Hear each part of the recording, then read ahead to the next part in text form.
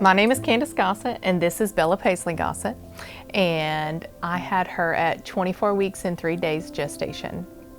Just very, very early labor, and they got me here in the ambulance. We thought they were going to be able to keep me pregnant, but it just wasn't in the cards, and so we had an emergency C-section, and she was born at 880 grams. And we came obviously directly to the NICU from Fort Sanders, and we started on this huge journey of having a micro-preemie baby. One of the things that did happen with Bella is she did not have everything she needed when it comes to the lung department.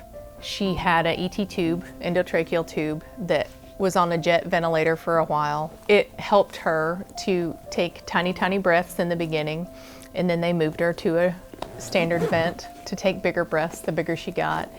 Dr. Graves came in and Dr. Angel came in, and they talked to us and they explained, you know, putting a hole in the neck, installing a tracheotomy gives her a one-way ticket to the lungs, so she doesn't have to have this, you know, tube in her throat. March 20th is when she got her trach, and it was amazing.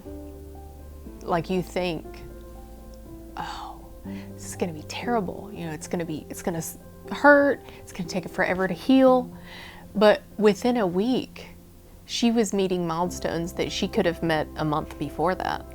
Without the staff here at East Tennessee Children's Hospital, I would have never have learned how to take quality care of her like I did.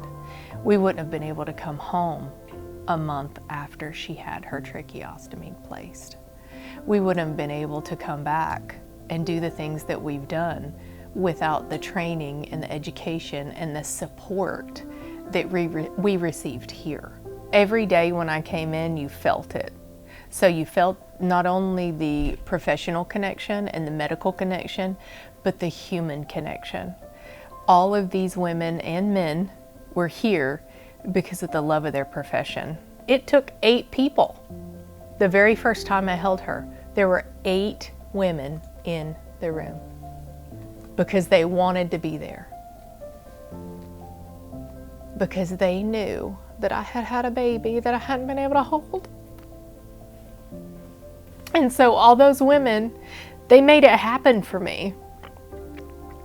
They made every mother's dream come true. It took 8 of them,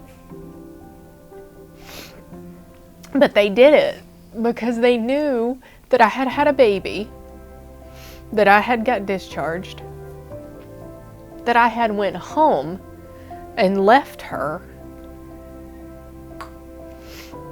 and then I came back every single day, wounded, healing, with a wonderful husband and wonderful older kids, and she still hadn't been touched by anybody. And they made it happen. Respiratory therapy, NICU staff, techs, RNs, like all of them. Every single person matters. All to her.